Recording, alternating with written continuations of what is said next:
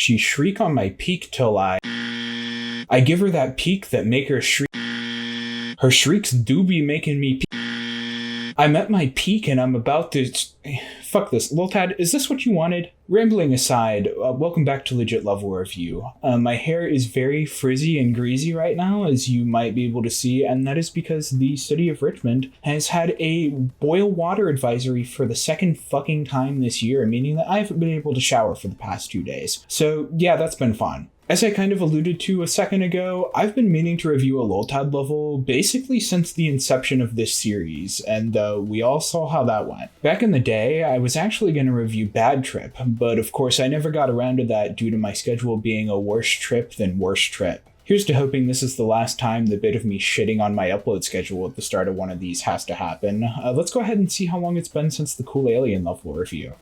Actually, not too bad. Anyways, since Bad Trip is pretty dated by today's standards, I decided to review Peaks and Shrieks, which I'm told is named after the night I had with your mother. Loltad had recommended I review his critically acclaimed masterpiece Two Freddies, which has absolutely glowing reviews from beloved community figures such as RarRar4544 and Shuggles8188. While I do think it's a better use of your time than watching the actual Five Nights at Freddy's movie, I was personally let down by the lack of Golden Freddy and child murder. I'll settle for Peaks and Shrieks though, since it may as well be the peak of his entire creating career. But for the time being, I hope you're peaked and ready to shriek. Roll the ad. First, if any of you got a YouTube ad right after I said that, then they are trolling on a level that I can only hope to aspire to. That's truly beautiful. Second, that's right, today's video has an ad, and it's sponsored by, well, myself. See, I launched a Patreon for the channel a while back, and while I've loosely advertised it here and there, this is my first time placing an ad for it at the start of a video. Any serious video I make going forward is going to be released at least 24 hours early there. Some of the perks that will pertain to Legit Level Review in particular are being able to vote on which level I'll review in a future episode, early teases for new scripts and video bits I'm working on in the middle of the editing process, and even exclusive reviews for levels that I may not have enough to say about for a main channel upload. All of this is completely optional, of course, and to make things as accessible as possible, I set the lowest tier at just a single $1, which in itself allows you to view all of my videos ad-free and uncensored. If you think that I'm worth the money on top of the time that you already put in to watch these videos, then that truly means the world to me, and it'll definitely let me create these videos at a faster pace. If you can't afford to, or simply don't want to, then don't worry, everything will still be normal here on the channel. I'm not ever going to take away stuff that I was planning on uploading to the YouTube channel as is. There's just going to be some extra content and bonus perks over there for the people who are crazy enough to want even more of me than they already have. I'll now return you to your previously scheduled review slot. This first section might seriously be the most legible gameplay I've seen from Loltad since his part in my old Mega Collab Snowblind, and that level wasn't even half the difficulty of this. It goads you into a full sense of security. You might even be able to fool yourself into thinking you're not about to spend the next hour of your life learning some of the least sight-readable gameplay known to mankind. Learning or not, Loltad's gameplay is already known as some of the most creative in the entire game. 2.2 giving him the ability to move the camera around and jelk out different orbs has only bolstered this. It's kind of funny how last episode we talked about Cool Alien level, which exclusively uses robot gameplay, but we're not out of robot heaven just yet, since Peaks and Shrieks uses a surprising amount of it too. There are some brief ball interferences that work well with the phrasing of the music, and they add just the right amount of spice to this sexy robot gameplay. Speaking of squishy circular things, did you know the opening part of this level uses one of every single orb in the game, save for the teleport one, which I accept as a legitimate orb about as much as I accept Israel as a legitimate state. Hashtag free Palestine, hashtag filtered, hashtag cry about it in the comments, pussy.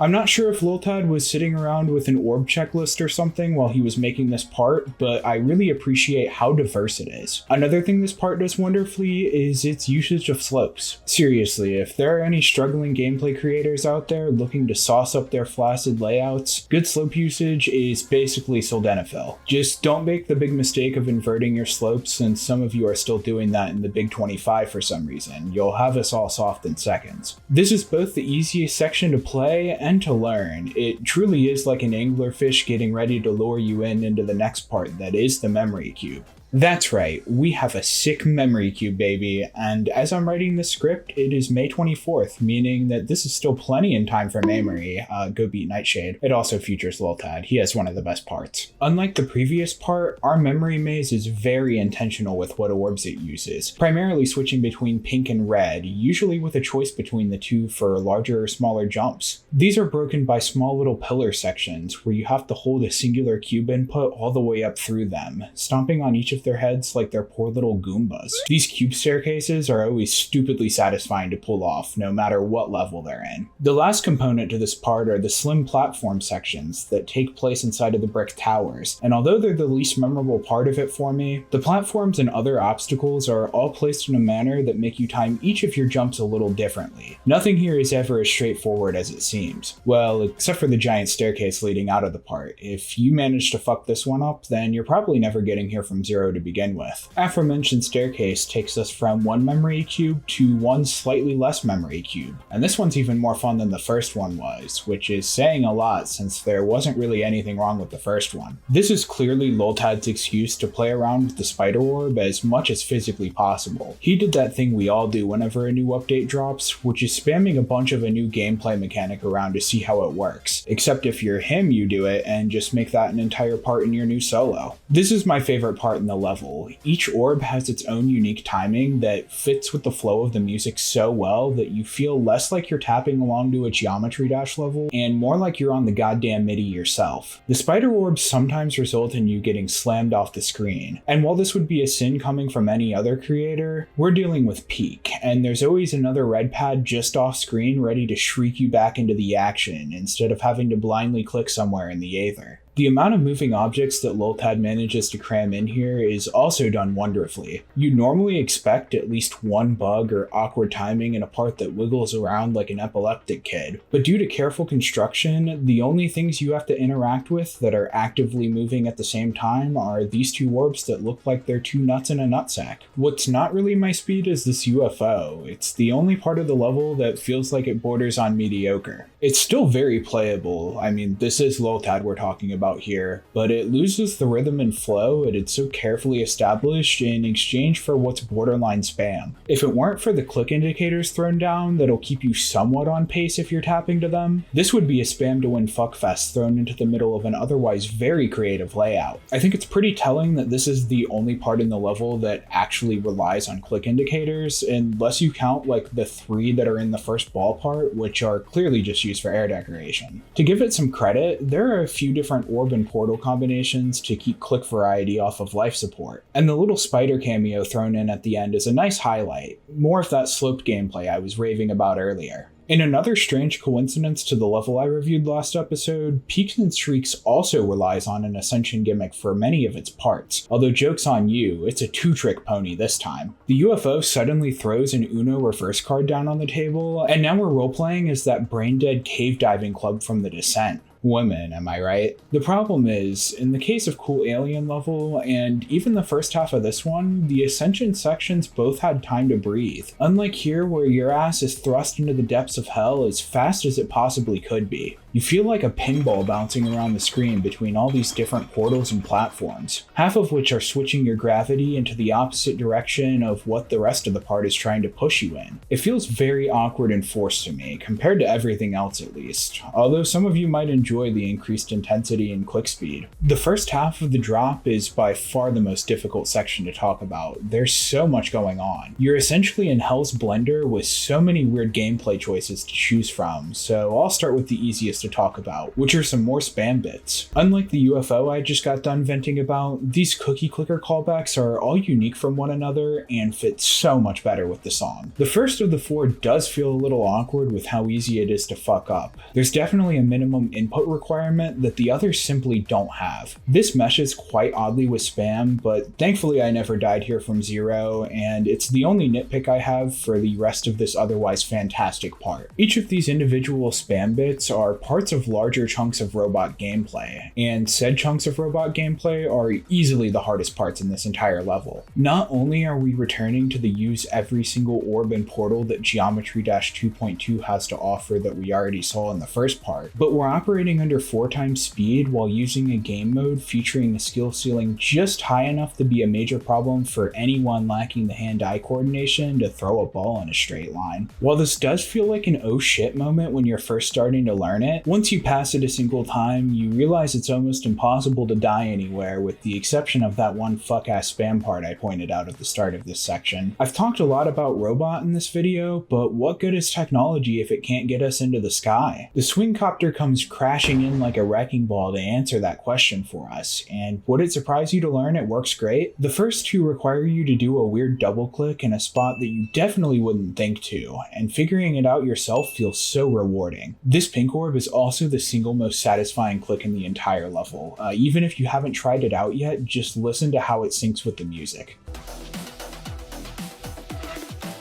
Yeah, don't worry, you're not the only one who creamed your pants just now. The third swingcopter takes a step back in complexity compared to the first two, but it works fine as a small buffer section. This super long hell corridor ends with a descending ship part, and after everything else we just went through with this level, this has gotta be the most blatant filler I've ever seen. There may as well not even be obstacles here, considering you have to blow high enough to spend the night in a drunk tank to run into anything here. Dare I say it, it's the one 3-second portion of this level that feels lazy. This last section of the level is just as long as the previous one I covered, but I have a lot less to say about it. That's because we're back to just one game mode for an extended period of time, save for a brief interruption from the single most satisfying wave click you could possibly pull off in this game. Bringing you all back up to date on the little ascension/descension dance we've been playing throughout these parts, the hell corridor had a pretty consistent descent all the way through, and I'm guessing our cube found Christ down in those depths since we're rising straight to heaven now. The structuring and the way the cube is tossed between slopes in this part kind of reminds me of Kramal's part in Cosmic Calamity, only it's a lot better since it actually has a pass rate greater than 50%. This is the most straightforward part in the entire level. There's only one fake in the entire 15-second stretch, making it stand out like good food at a Denny's. The only complaint I have is that the camera goes so far up the player's ass, it's probably being manned by the paparazzi. You have so little time to react to what you're seeing on screen because of it. Still extremely satisfying when you know what's coming though. It still gets a backstage pass, just hold the paparazzi. Technically speaking, we're not actually finished yet since there's a few extra seconds of swinging through the peaks of the level right at the very end. Nothing special, just a cute way to end things off. It reminds you that you've come this far and conquered your demons, at least this one. Although I did have a few complaints about the gameplay scattered throughout this section, most of them pertain to the UFO, and like I said earlier, it's not even that bad, just not up to par with the rest of the level. Everything else is fucking godly though, especially the cube just before that UFO. It may well be in my top 10 favorite parts in this entire game's history now. I even found myself playing it for fun after I had already beaten the level, and that is very rare for me. Okay, let's be so real, this is basically Dark Souls. No, really, tell me that the greens and browns of the ground contrasted against these giant castle towers and stone huts don't resemble Undead Burg and Firelink Shrine. It even has a lovely burst of sunlight penetrating through the darkness right at the very start. That's clearly a Solaire reference, right guys? I do think that lens flare I just referenced looks quite weird as it gets farther and farther away from the player, but it disappears so quickly that I don't even think about it by the time I'm finished with this part. Everything else in this part looks great anyways. It's super refreshing to see a part based around nature and imposing giant towers that doesn't require every iota of your PC's graphics card to be able to run it properly. And let's face it, while it was cool the first time Kulik did it, we don't need every other modern day Cherry Team level.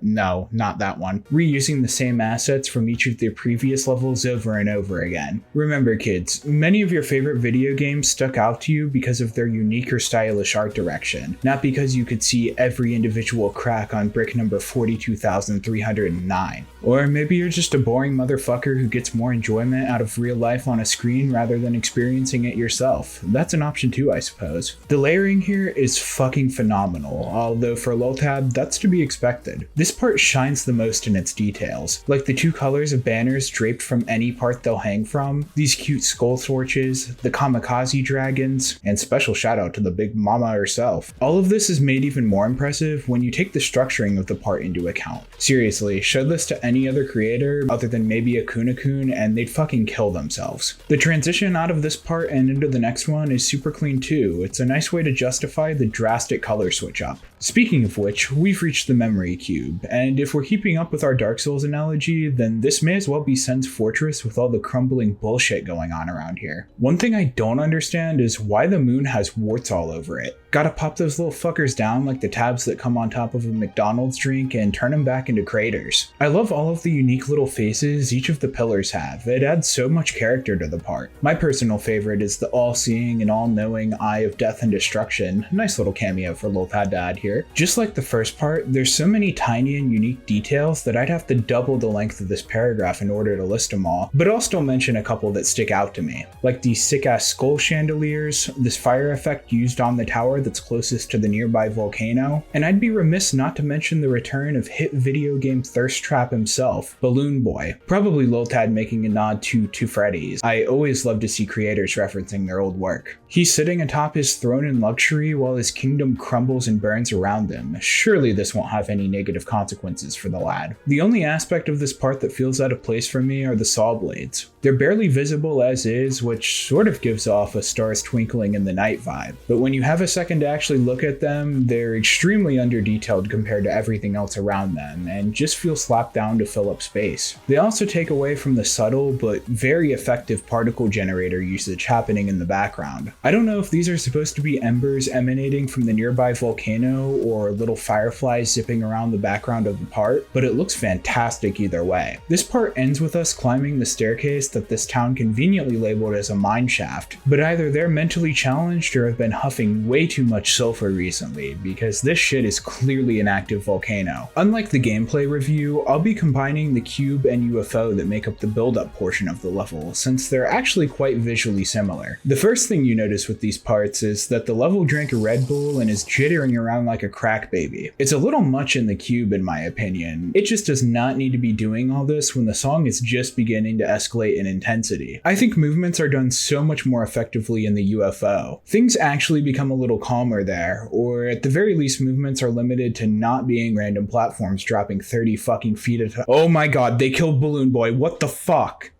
Fuck!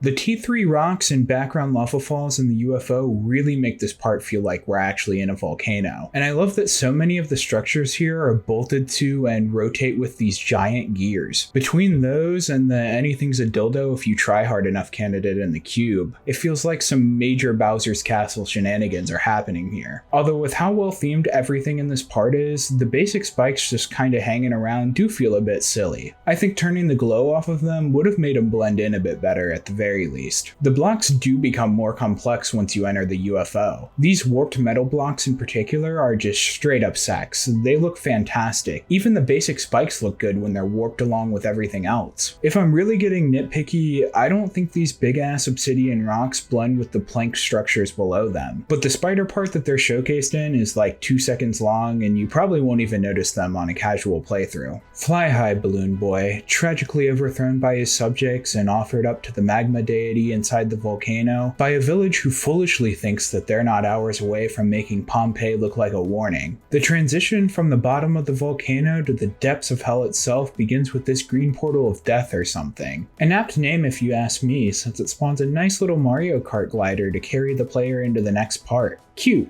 save for the tiny detail of being hung on this thing like it's a goddamn noose. I mean, if you're a member of any of these religions on screen, then hang gliding yourself off your ceiling fan is certainly one way to meet some demons. Going into the part itself, there's way too many details for me here to individually break down, a pretty common theme I'm finding with this level as we go on here, so I'll highlight the ones that I enjoy the most. I love these little piranha plants that appear from different sides of the screen. They even sing along to the music just like the ones in a Mario game would. The eyeball symbols that show up in each of the spam sections each have this really great chromatic effect given to them. It really makes them stand out amongst the rest of the chaos. Big fan of the mouthy meat poles in the background as well. Just don't make the mistake of putting your Pringles can in there no matter how good things start to look. Even after a millennia of torment, Reddit will not be able to help your ass out of this one. For the first time, I don't think there's a single detail here I actually dislike. I slowed the part down to a crawl and the best I could come up with was this little triangle pattern that doesn't blend great with the base blocks behind it, but like it's clear to myself and surely all of you at home that I'm scraping the bottom of hell itself for that one. There's almost too much cool shit here, like this explosion that blows this monster's mouth wide open, this saw blade that contains the most nightmare fuel-coated eyeball I've ever seen in this game, these flesh circles that surround different orbs and portals in the swingcopter sections, and don't even get me started on the most fuckable clubstep monsters that this game has ever seen.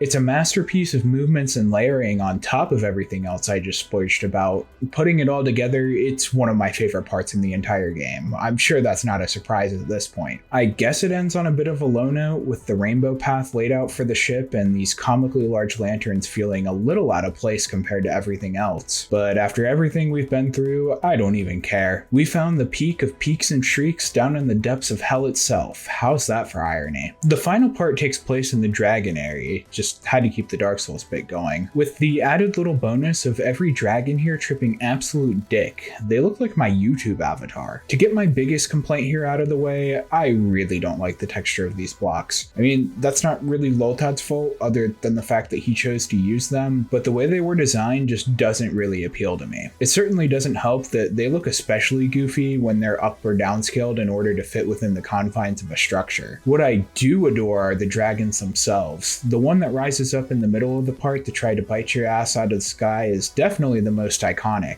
but my personal favorites are the wiggly one you ride like an escalator and the ones that grow longer with every orb that you click through. They're also stylized differently from the rest, more so resembling ancient Chinese art of these magnificent beasts. The background is also amazing. I love the vibrancy and hue work of it all. However, I think the color work for the rest of the part is weaker than that of the dragons in the background. These fireballs and the object outlines in particular clash against everything else around them. It feels like Loltad took every color of the rainbow and the government names of each of their offspring into one of those online wheel generator things and spun it each time he needed a new color for a different asset, which to be fair, that does sound pretty fun, but the colors here just don't work as well here as they do in the rest of the level. Maybe he was just trying to be as sporadic as he could with them for the most intense part of the song, I don't know. For the cherry on top, and I touched on this earlier in the gameplay review, but the camera, man, it is just way too zoomed in. Being this close up to so many different tiny details, each throwing their own little mini matcha rave, is honestly giving me a headache. I think at this point I've made it clear that this is my least favorite part of the level, but that's largely carried by the colors. There's still a lot of unique Loltad shit happening with every other element of the part, and even at its worst, it's still iconic. After trudging through the rainbow vomit spew that the last part was, I do appreciate the nice little palate cleanser that the literal peaks of this level are. It's like eating slightly underwhelming Chinese takeout, but at least you know that delectable fortune cookie still awaits you at the end of the tunnel. And if you don't like fortune cookies, then please do not interact with me here or anywhere else in any capacity going forward. Thank you very much. The little heart particles floating around are a nice way to finish things off and reflect my overall views on this level. The banners that list off all of Loltad's homies is the first time I think I've ever seen a dedication list actually add to a level instead of breaking immersion, and the fonts used for the actual end screen are fucking perfect. It would have been cool if the little heart you pick up was the actual trigger for the end screen instead of us having to deal with the standard off-screen white glow bars, especially since they do take away from some of the end screen's aura. But oh well, when the rest of the level is put together this nicely, it ain't no thing. I'm not going to be doing a final score for this level. I don't think I need to. My thoughts on each section speak for themselves quite nicely, and if you came away from this video with any other thought than I should immediately play this if it's in my skill range, then you should probably go talk to a psychiatrist about your concerning lack of comprehension skills. If you made it this far in the video, you're certainly not lacking in your attention span though, I can tell you that much. The script just crossed the 10-page mark, so this video is probably like half an hour long. Guess we'll see if I'm right or not.